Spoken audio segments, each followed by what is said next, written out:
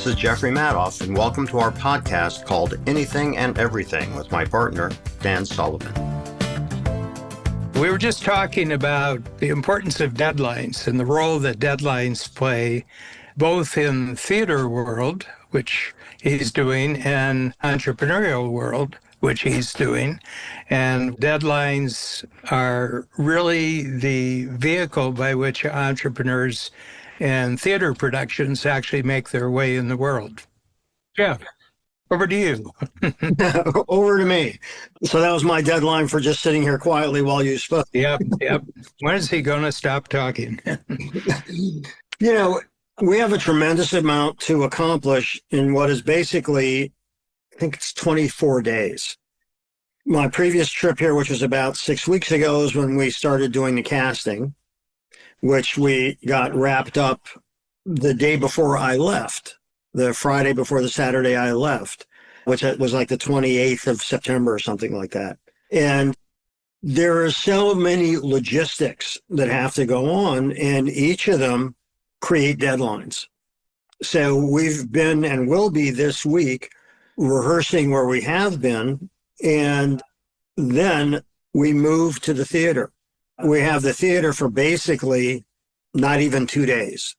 So in those 2 days, we have to set up all the lighting cues, work out where the actors are going to change clothes, where we put the wardrobe, all that, because we're not doing the full up production, but we're doing a significant chunk of it. We aren't building sets. You just can't do that kind of put in for this.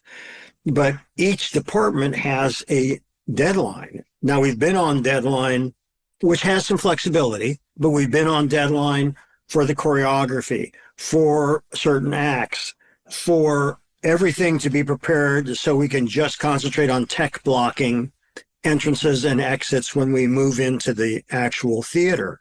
A complicating point in this, and I said before we started recording that this has been intense. It's been really intense because, we find out that one of our major supporting characters, young Lloyd, has tonsillitis. Now, I don't know if you remember, but we hit something where our adult Lloyd in Pennsylvania lost his voice and couldn't do a performance. And, it's just when you're dealing with 45 live bodies, that's actually even more than that, something's going to happen. Somebody gets sick, whatever. But we're also dealing with people that are doing our show, but they're in other shows. Mm-hmm. So what has happened is they've gotten permission. They're missing 2 performances. The shows in London, like in the States, they have Saturdays or an afternoon and evening matinee. So we're doing an afternoon and evening show. We've had to work around their show schedule. So putting together the rehearsal schedule for Sheldon, our musical director, and Edgar, our choreographer, is working with the different pieces of the puzzle, oftentimes with just placeholders, but not the person that we need at that point.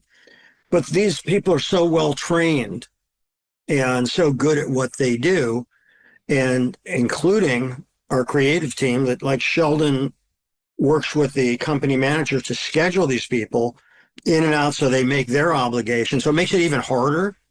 And it's hard enough. It's hard enough if this is the only thing they're working on. Then I think of them that they're carrying around the show they're currently doing, and they're having to learn the lines of ours or the dance steps for ours or whatever. So deadlines trigger things. Remember, the image I have in my head is there was a Walt Disney thing when I was a kid. I think it was Hemo the Magnificent, about your blood. And there was a vast tabletop that had all these mouse traps with ping pong balls. And do you remember this? And they don't remember the show. No, I don't remember it. The narrator tosses in the ping pong ball, which pops one, which pops the other, and all, like popcorn, they're all going like that all of the time because there's just a knock-on effect of all the activity. And that's kind of what happens. So it's interesting. It's challenging. I think that it's a good thing to have deadlines. It's also a good thing to be realistic about what can be and can't be accomplished in a given period of time. My whole career life has been deadlines. Mine too. And so Mhm. when I know on those rare times we had to do it, those rare times when I said, look, I can't finish this in that period of time. Mhm. It's based on experience, not nervousness, because I like meeting deadlines because that focuses my activity. Mhm. How do you deal with it? Well, I like them, and the closer to a deadline I get, the more relaxed I get. And I think the reason is that there just can be no distractions. You're at a point where, socially, you'll deal with distractions where there isn't a really tight deadline. So you'll take care of this and you'll take care of that. But I find once you get to solid deadline, you have permission from the universe just to focus on one thing. And I get very, very relaxed when I do that. And I get more productive. I get way more productive when there's no option except you have to be delivering whatever. A lot of mine is writing. A lot of mine would be, it might be an event where things have to be organized, like you're doing. It's taking place in a particular location and everything has to be organized with it. But I actually like it. It's very exciting and you get an amazing amount of things done in a very short time. And I like that. I really like it. Yeah. It's interesting to me because my process, and the only process that's important is the process that works for you and discovering what that is. Mhm. I can appear to not be working, but things are percolating. And as those things percolate, I get to a certain point where then I have a lot of output because, the framework and the construction has happened in my head. And then when I start doing the writing, it comes out very quickly because I've been obsessively thinking about it before taking the action. Some people just purge, get everything out, and then start putting it together then.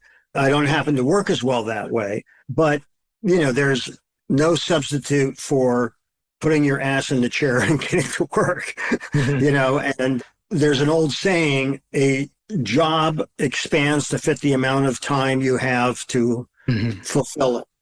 You got to be careful that you don't combine that with just procrastination. Yeah, the way I do it is that I go into a teamwork mode, that there are other people depending on what I do, where if there isn't a deadline, it's more or less me motivating myself to move forward. But once I'm in a situation where other people's results depend upon my timely results, then I find it easier. I like showing up in a teamwork sense. And I'm sure what you're going through is an extreme teamwork sense. It is. It is because each of the creative team isn't just working with our onstage talent. It's really cool. I hope I have the opportunity to eventually do a making of one of these shows because what I've been privy to hear because of the unique position of being both a writer and the lead producer and the relationship that I have with my talent, with Sheldon and Shelton and Edgar, like watching Edgar and Kaylee, his associate, realized, and I didn't even think about it. And then I realized, because they're showing every gesture, every move. And until you put them all together, you don't have a dance. You just have a bunch of separate moves, right? And really what they're doing is they're teaching the dancers the script, if you will, through movement. So they have to memorize those movements.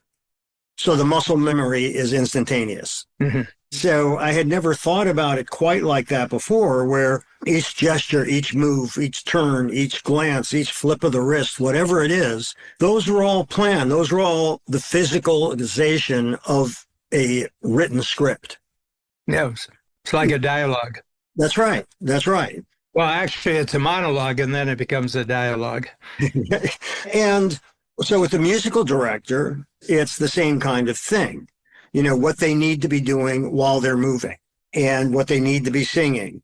But it also has to work with the intent of the director, Sheldon, in terms of what are they communicating? What's the intention of the communication and what they're doing?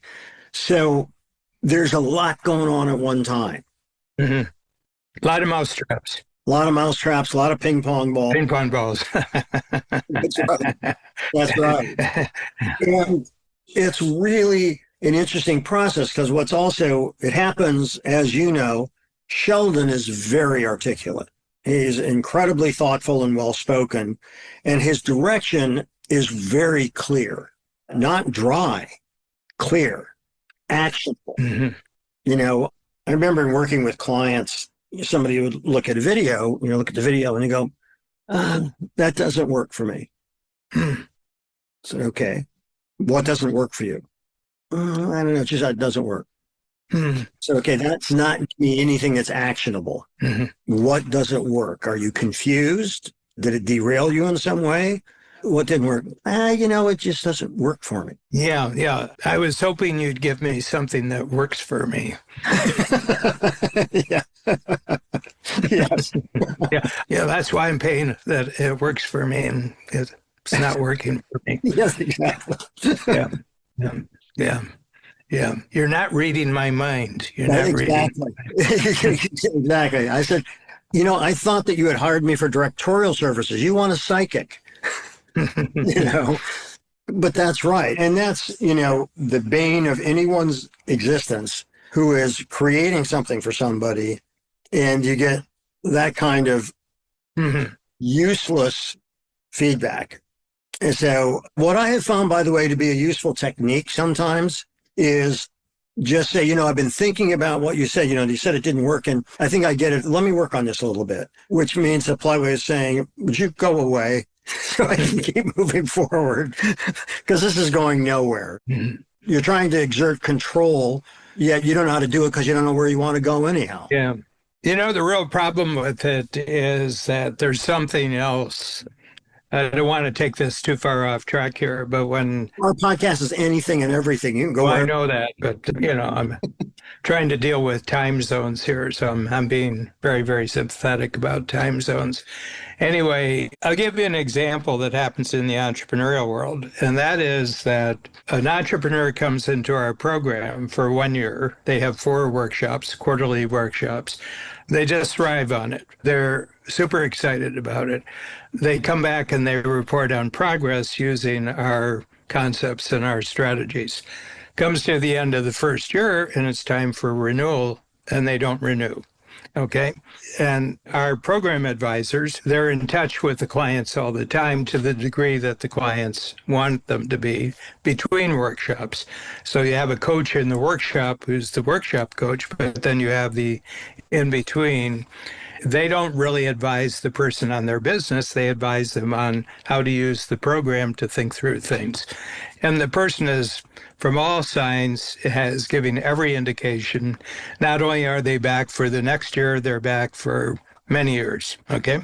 But they say no. And usually the explanation is, okay, I'm going to take what I've learned and now I'm really going to double down on it. It's never the case. What's happening is that they're actually growing to the discomfort of people who are very close to them back home, family members, friends, colleagues, and they're suddenly going through a growth burst where the person back home isn't, and they're being told, stop growing, you're making me uncomfortable. Really? So I'm relating it to the example that you gave, is the person that doesn't really do anything for me. It actually doesn't have anything to do with the activity that you're talking about. There's some other problem they're dealing with. And one is that you don't have their full attention, or they've gotten that far in their life without ever being clear and committed. And you're asking them to be clear and committed. Yeah, I think sometimes it also has to do with control. It becomes a control issue, except that they don't know what they want control of. Yeah. But they want to put their thumbprints on it. It's like this guy who I would be in meetings with at a very large company. There were no small meetings. The small meetings were like 12 people, and it was, I think it's an interesting idea. I don't know if Ralph will like it. Mm-hmm. And the second half of whatever he said in the first half is canceled out. Mm-hmm. So it's basically covering your ass. Yeah. So if Ralph likes it, he said, I told Jeff I thought that was an interesting idea. And if he doesn't, it's the same sentence. If he doesn't, say, I told Jeff I didn't think this would work. So he's covered both ways. Yeah. And being who I am, Mhm. after the third example of that kind of crap, I said, have you ever uttered a complete sentence that the second half didn't cancel out the first half? Because what you're saying to me is of no use. Well, the other thing, think about your creative partners, the choreographer, the director, the music director. They have to make firm decisions all along the way. That's right. We're going to do it this way. We're not going to do it that way. You have to make a decision. Okay. And that's why you love the kind of work that you're doing. Why, as entrepreneurs, you have to make decision, decision, decision, decision. There's no going back. That's right. And you're killing off the alternative. You're killing off the option. The person you're talking about who's bureaucratic, they live by never making commitments where they don't have options. That's right. No, you're absolutely right. That's why we love theater, because theater puts everything on the line. Right. That's right. Every actor, every backstage person, everybody involved, they have to make decisions, and there's no cover for it. You have to make the decision. Yeah. And, as we know in live performance, you either get the laugh or you get the applause, or there is, I love Sheldon's phrase, Or you get the painful silence. or as he said, when it was silent in a very emotional part of the play, and he said, do you hear that? I said, what? I don't hear anything. He said, that's the sound of people listening. And I love that because they're leaned forward. They're taking it in. You've got them. And that's great. So many people don't realize, they look at committing. I think what happens is they look at committing as something that limits options, and they don't have any place to hide if you commit to that one. No, we're doing it this way. Yeah. And I think that becomes a big part of it. And I also think bureaucratically, the person on top, so to speak, has got to feel they're controlling it. Instead of, my ideal thing is I've put together the best creative crew that I could. And that part of being the best to me is not only the talent, but how you work with others to make the whole greater than if you were just doing it alone. Yeah. Yeah. That's what's satisfying when, wow, that's really cool. Yeah, it's only forward. There's no backing up. You can't back out of a decision. And you're tightly compacted. You have less than a month to go from, okay, we've got the cast, almost all the cast, to we're performing. There's not a pause in any time in that time frame. From the moment that you get the cast together and we're off and running, there's no pause. There's rest days, but there's no, let's think it over again. There's no think it over again. And then when you're doing something like this, you're right, because another thing goes along with that is, we thought that we had James, his agent just called, they won't release him for rehearsal period. Mm-hmm. And then you go through that 3 or 4 times. People say, oh, they're great. And then you think you have them and you don't. Yep. And you have to just keep moving. You can't really lament it because what's that going to do for you? Mm-hmm. Yeah. And there's always a lot of, my grandmother used to say, if is the longest word in the English language. And she was right, because if we would have done this, if we would have done that, well, we didn't. And we can't. There's no point in talking about that, Yeah. But I think that expecting people to be a mind reader, exercising control, all of these kinds of things, I think can act to sabotage good work and good people. I think it's safe to say, although we're still, next week at this time, Dan, I'll be on a plane going back to New York. I mean, it's very cool. Oh, it is. Very exciting. Yeah. And I don't even know how to articulate it in the sense that there is so much going on. And ultimately, you have to trust the process. Because if you don't trust the process and you second guess yourself all the time, those are the kind of people that drive all the people that they've got reign over. Crazy. Yeah. That's right. Yeah. That's right. And at the end of our first week of rehearsal, we had the whole cast together, and Sheldon said, does anybody have any questions? And one of the ensemble raised his hand, and he said, I don't really have a question. There's just something I'd like to say. And Sheldon said, okay, go ahead. And he said, this experience the story that we're telling. I feel like, it's so important to be able to create a new play, to tell an important story, to recognize a legacy. And the way that this is being done here, I just want to say that I am so proud to be a part of this. And it was really nice what he said, and it was from the heart. And I talked to him before he left, to thank him for what he said. He said, it's not usually like this. Nope. It's not usually this open where people will, like Sheldon or Edgar, where you can ask a question or offer something. And, and there's a point where you can't anymore because we're committed to this is what we're doing and we aren't going back to the drawing board, right?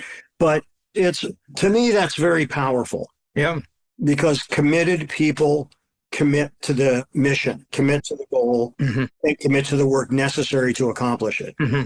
And it isn't easy, but it's satisfying. And I suspect that most people in their jobs, they don't find it satisfying.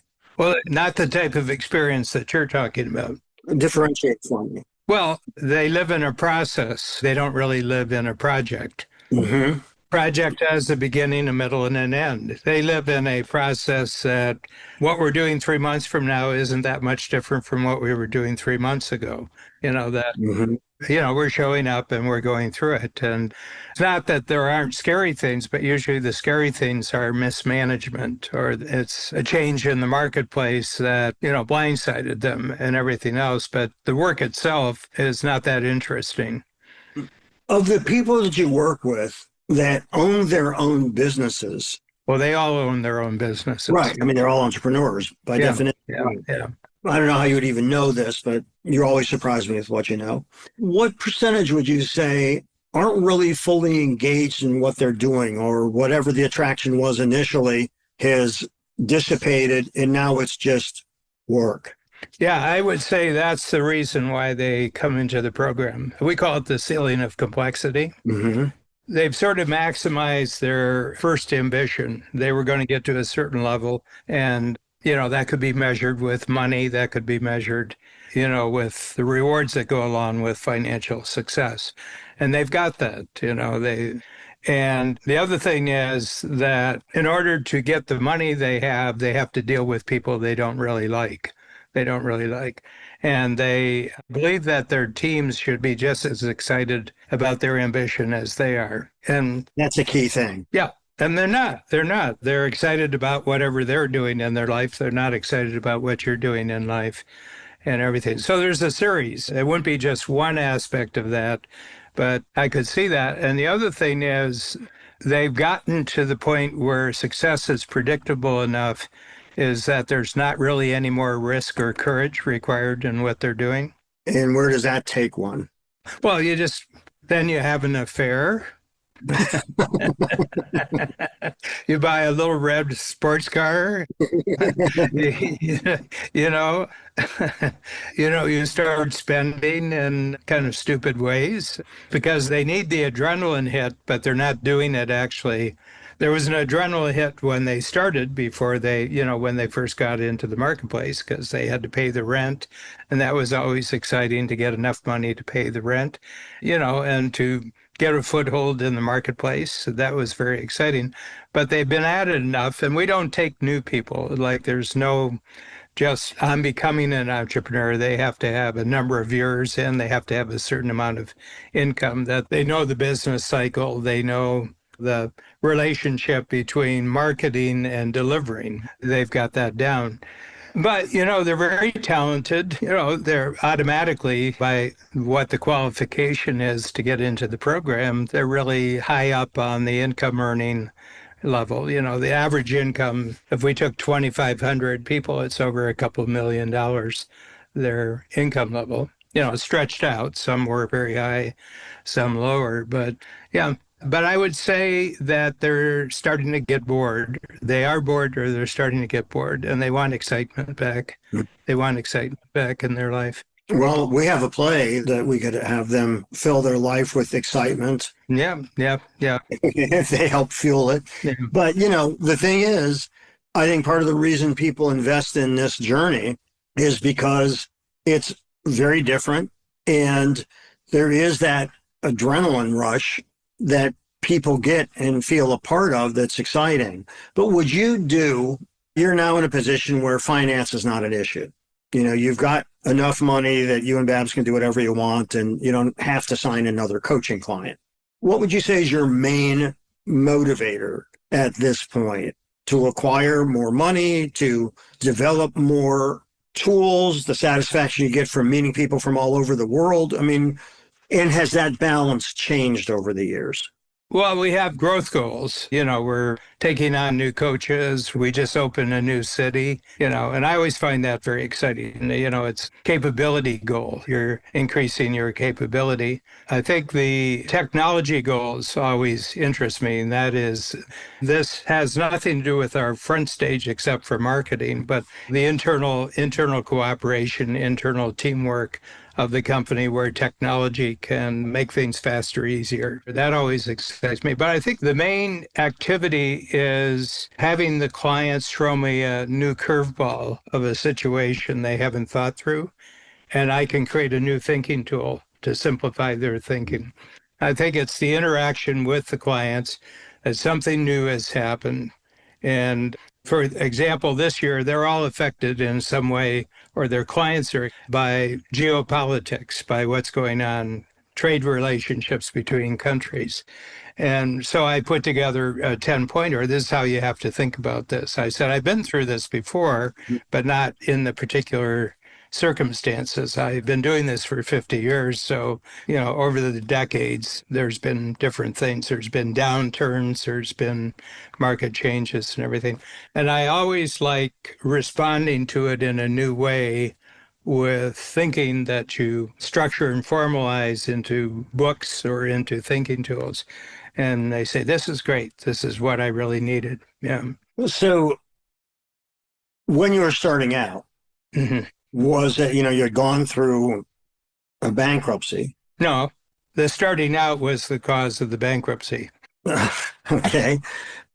So at a certain point, it had to be satisfying that you were doing enough business to pay your bills and to grow. Yep.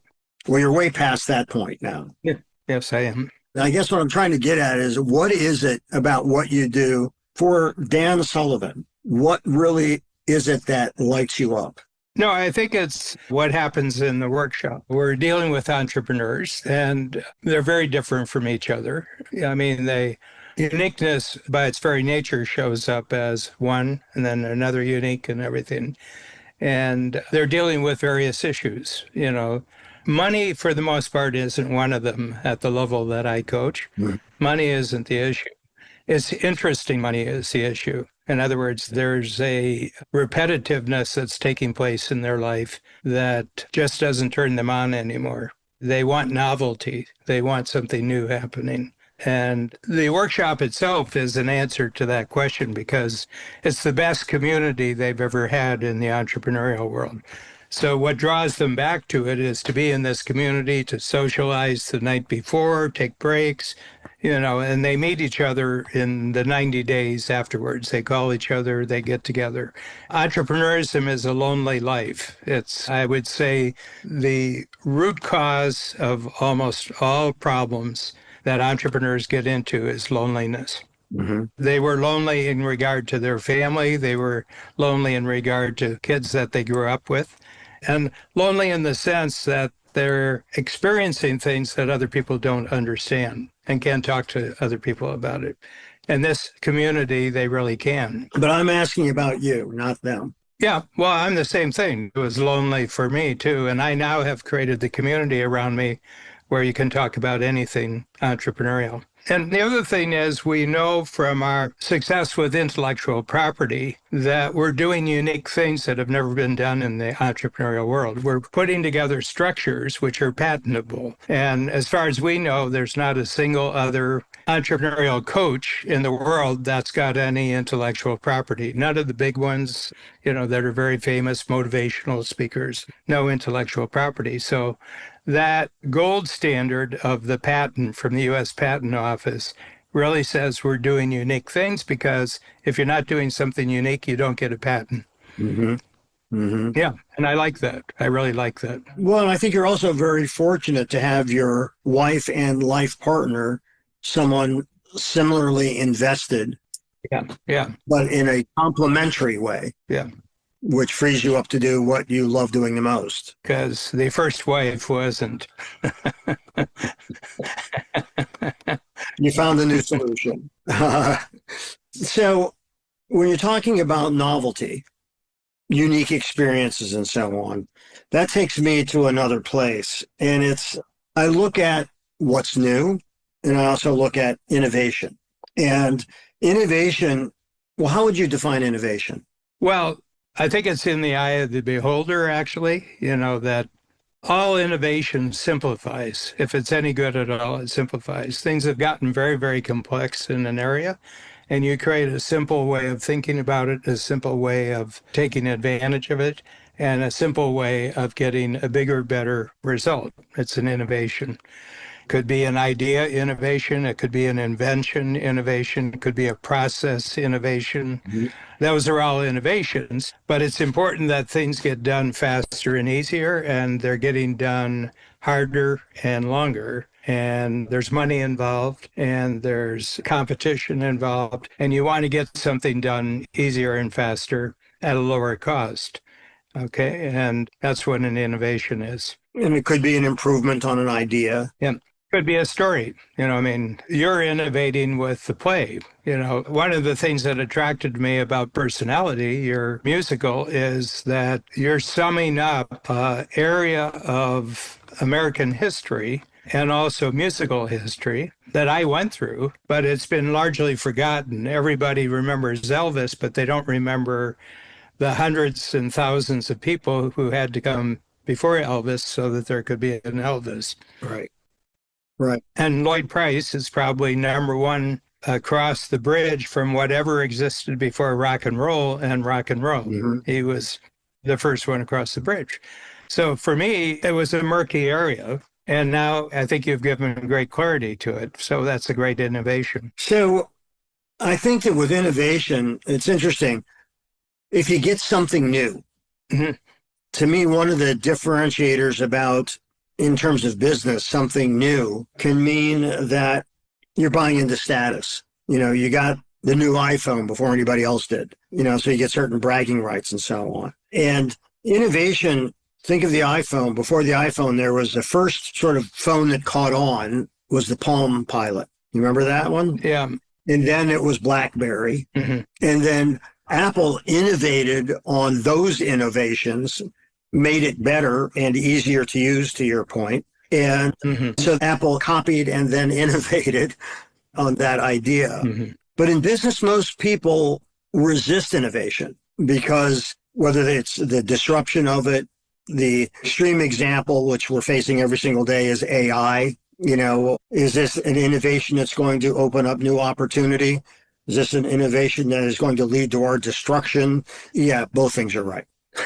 Who knows? We don't know. Mm-hmm. But there is a resistance to innovation because I think people get used to something so they can see iterations, but innovation becomes frightening. And I think, every new thing, rock and roll was an innovation in music that scared a lot of people. Mm-hmm. So innovation is also, I think, about creating value creation, that you are finding another way. You put the GPS system along with a phone and you get an iPhone, you get an Android, you get Uber, which can marry those two technologies. That's all innovative. Mm-hmm. And then there's also things that happen along the way that people either buy into or are frightened about, or there's endless editorials about how this is going to lead to either destruction or utopia. Yeah. Well, I think one thing is being a canny innovator is knowing who wants this. Okay. It's not who doesn't want it. I'm not interested in the opposition. I'm interested in who's going to go for this right off the bat. And Apple's great insight was you go after the artistic community. You don't go after the corporate community. Right. Yeah. IBM and Microsoft, the two of them together, had the corporate industry. But it isn't an interesting market. I mean, it's an interesting market quantitatively, but not qualitatively. Mm-hmm. But Apple came along, and I think by who the two innovators were, the whole series of innovators who got Apple going, that's who they hung out with. They basically sold their thing to people that they hung out with. But you have to have staying power. You have to have financial staying power. And they were close to the cliff. For the first 20 years, they were close to the cliff. It was interesting. Yes, they were. And that's why they got rid of Jobs at one point, but then realized you eliminate him, you eliminate the spark that ignites the fire. And you bring in Sully, who was running Pepsi. Yeah. It's not the same thing. Yeah. Yeah. One of the things that we innovated that still hasn't really been copied is that we introduced the idea to the multi-year quarterly workshop schedule. For example, I have a client who's the longest continuous client in the process, and he came back in July for his 38th year of quarterly workshops. But every quarter he came back, there was something new in the agenda. And so we had in the first years, the word went out that Strategic Coach was doing these quarterly workshops and that you signed them up for a year ahead of time. There was money up front for 4 workshops.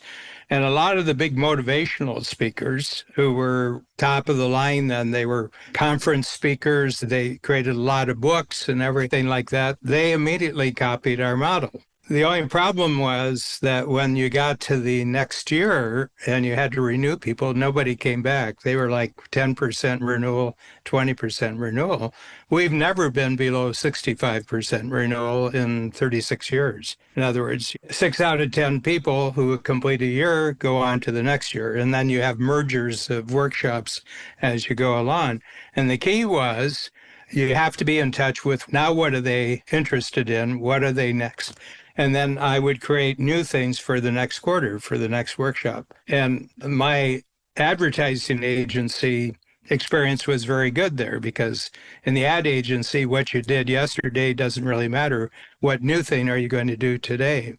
And the other thing was that they were selling a personality. The other programs were selling a personality, and I was selling a system. And that made all the difference in the world, and nobody's matched it since. There's no other coaching program that's set up the way we did because they don't have the ability to continually respond to the new things that are happening to the clientele. They're trying to create a cookie cutter where they're selling the same cookies every time, and they eat that cookie.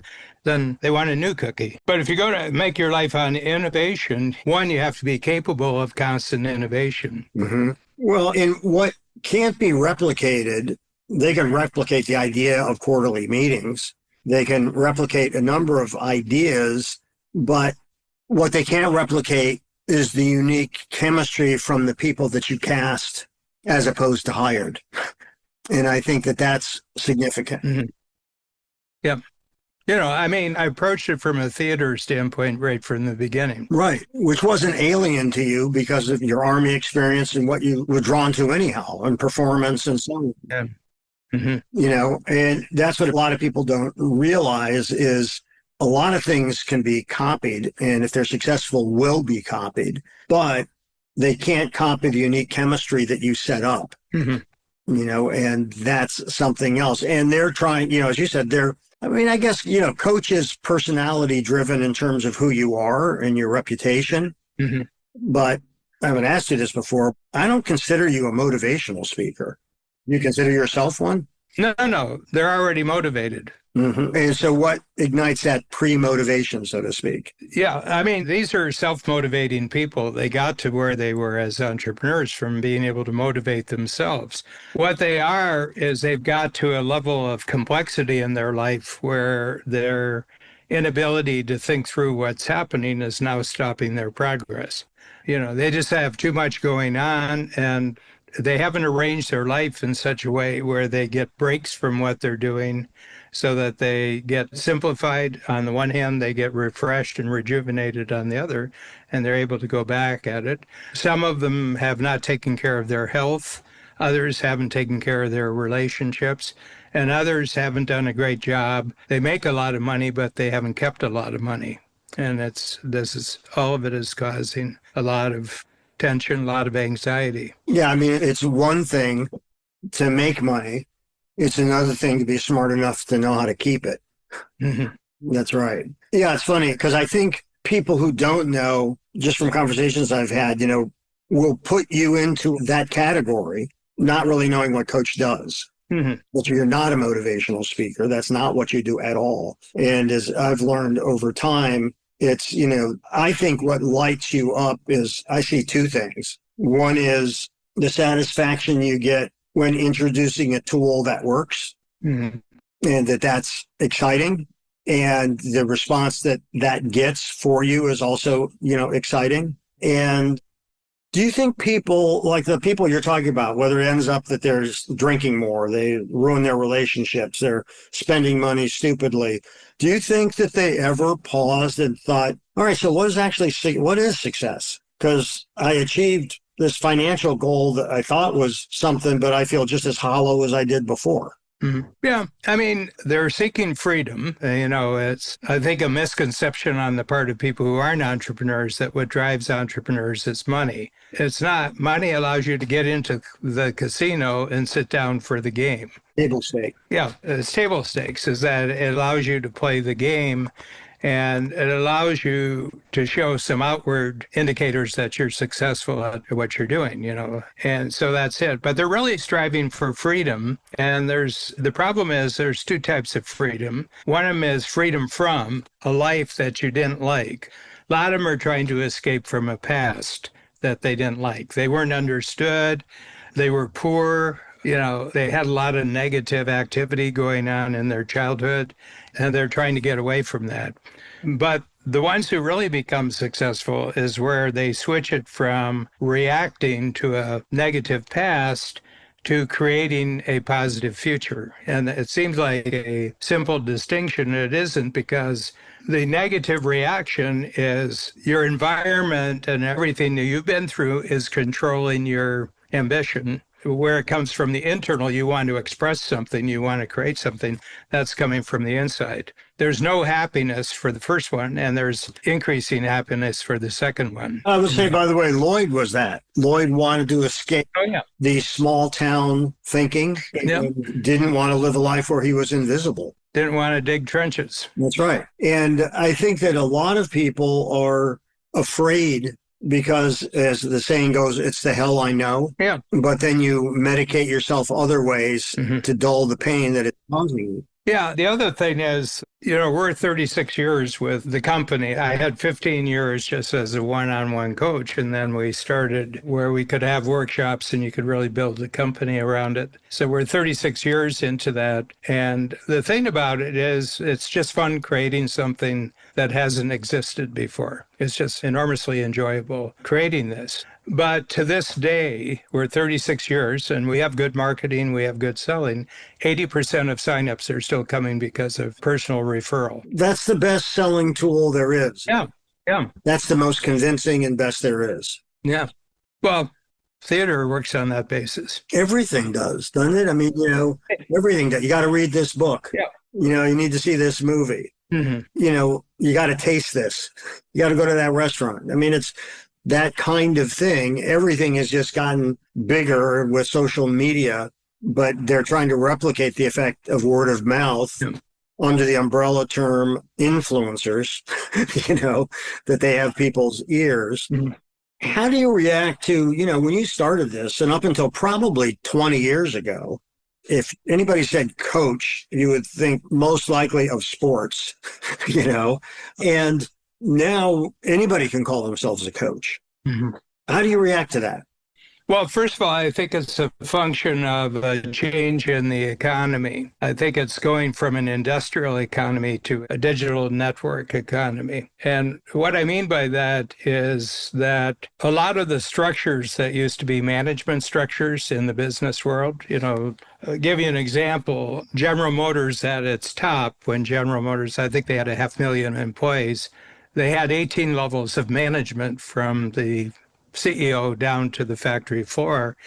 And all those were human management structures. This person sent this message and they had all these procedures and everything like that. Well, when I first started talking about this in the 1970s, I said, bureaucracy is just a really poor attempt to create a microchip, basically what it is. But instead of integrated circuits, you're using human circuits. And for the most part, humans are really bad at passing on information accurately.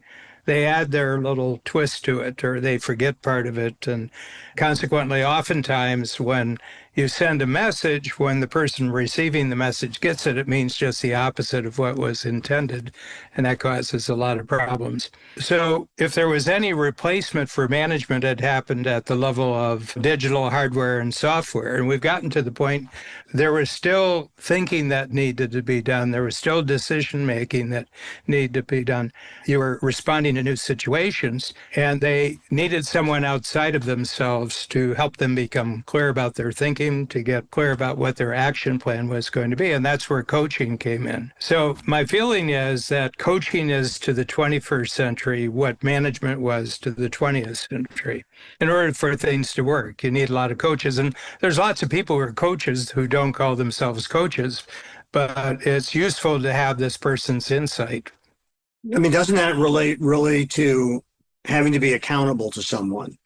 Accountable, but you have somebody to bounce things off of where it produces a good result for you to think things through. And I think there's always been coaches. They weren't official, though, and they didn't call themselves a coach because it wasn't in the language of, what was happening. When I started in 74, there was quite a bit of explanation that you had to give for people to grasp what your role was.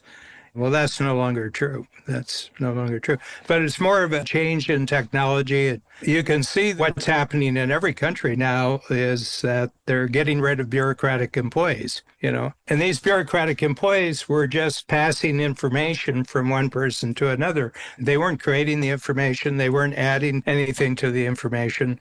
They were just transmitters, and you now have technology transmitters, which are better. And so it's not plumbers and electricians and carpenters who are being replaced by technology. It's educated white-collar people who are getting replaced by technology because they're not adding any value to what they're doing. Middle management, essentially. Yeah. Is there any kind of, it just occurred to me, not that I'm ever going to do it, but I think that it could be potentially a money-making situation. Is there some organization that certifies coaches? So they do that? Yeah, people who are really bad coaches. Yeah, the people who create associations weren't very good at the activity they want to regulate. Yeah, no, there's been attempts ever since I started coaching. I've been approached by people who want to create an association for licensing coaches. But the problem is that it's like a professor who's an entrepreneurism professor, but he doesn't have a business. He's got a job at university. Yeah. What was it on electrical devices? They had those initials, and that stamp meant that this was a safe appliance to use or an approved appliance to use. I mean, there's always these certifying bodies that I never quite understood how they came about. That stuff's required. I think it's especially required for machinery because you get it wrong one time and you reproduce it a million times. It probably cause all sorts of problems, There's always attempts for people to regulate. I think people who are regulators are the opposite of the people who are creators. A dear friend of mine, his dad had a small grocery store. And when Passover came about, one of the salespeople would come in, and the food salespeople selling, meats and so on, and say, "We can offer you these kosher for Passover stickers." So that you could put these on the food. Yeah. Yep. Yeah. Hey, why not? Yeah. Because they'll pay more for the kosher for Passover. It's a small window of business. And it's just kind of funny. Even the Oscars, you could say that's a certification in a way for talent, but that started, it was a marketing tool for initially, I think it was just MGM. And then it became an industry-wide thing because I think they all realized we'd all benefit from it. Yeah. It's very interesting. The word sincere comes from the marketplace in Rome where merchants sold silver and gold statues of the gods on holy days. And some enterprising guy found out that if you carved out, so you just had a very, very thin outer shell of silver or gold, and you put hard wax into it, and then sealed it off with the actual metal, you could get the exact weight with wax. And so the ones who were honest or wanted to be known as honest would say without wax, which in Latin is sincere. Sincere, you have no wax. Anyway, so this is a game that's been going on for a long time. See, I was hoping you were going to say that the root word in sincere is sin. And I thought we were going in a whole different direction. No, it's without. In Latin, sin is without.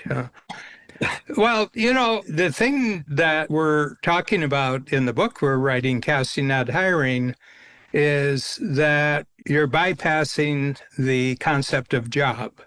I think job descriptions are a map. They're not the territory. Mm-hmm. You're saying the area of activity that the person is in, but you're not saying anything about what's going to happen with that job. We have job descriptions in Coach. Everybody's got a job description, but as soon as you get in, we want to know what your role is. We want to know what you uniquely are good at, so we don't waste your time with these activities. We focus you on those activities.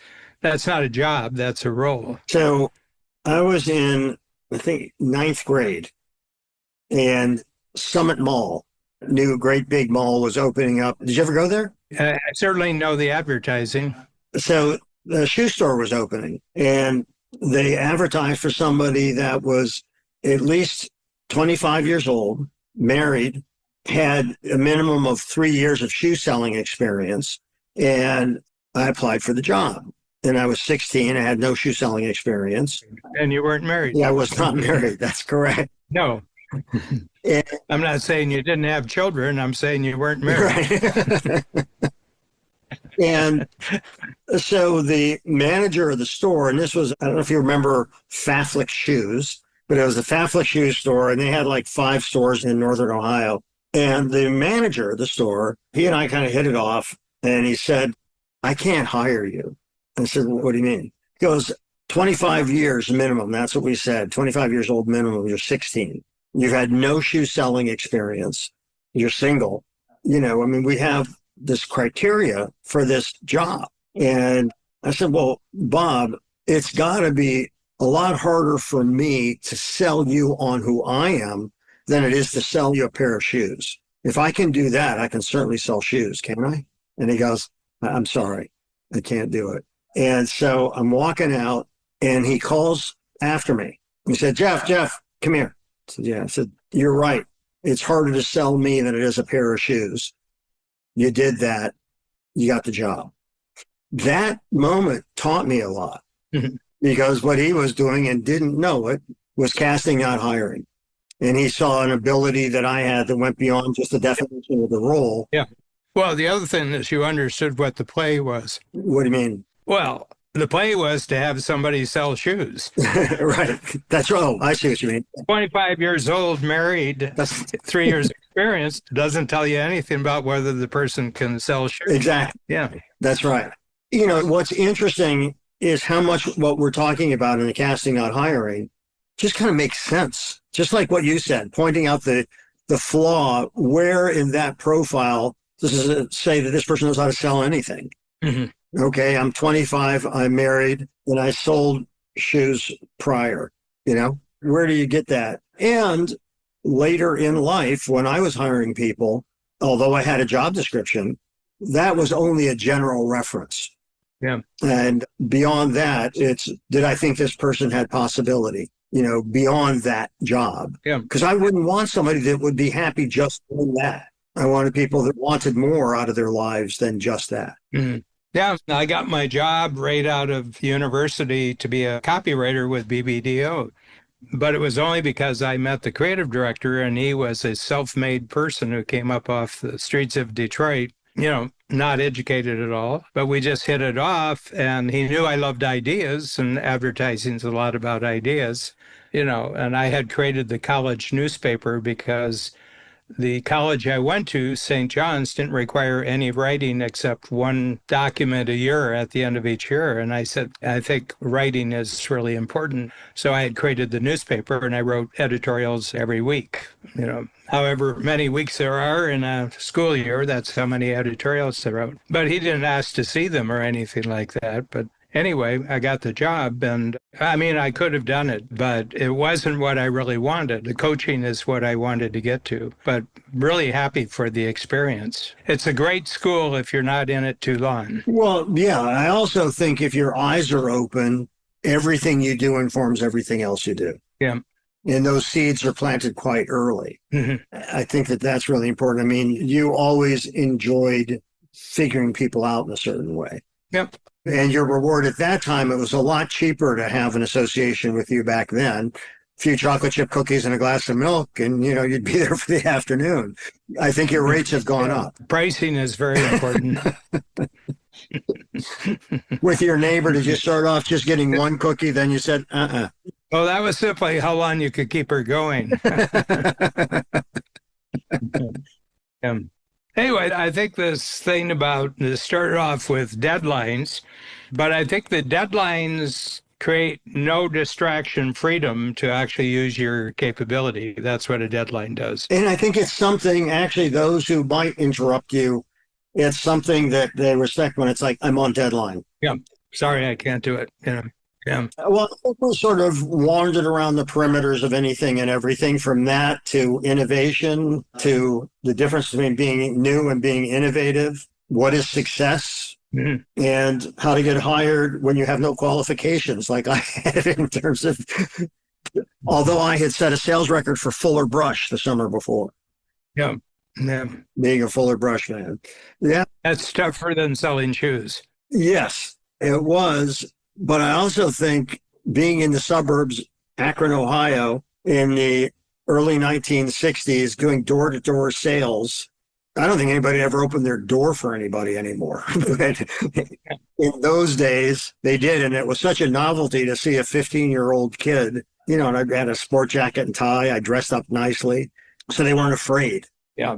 And the truth is, nobody's got all the brushes that they need. That was my opening line. Yeah. Hi, nice to meet you. Nobody has all the brushes that they'll need. You can always use another brush. Thanks for joining us today on our show, Anything and Everything. If you enjoyed it, please share it with a friend. For more about me and my work, visit acreativecareer.com and madoffproductions.com. To learn more about Dan and Strategic Coach, visit strategiccoach.com.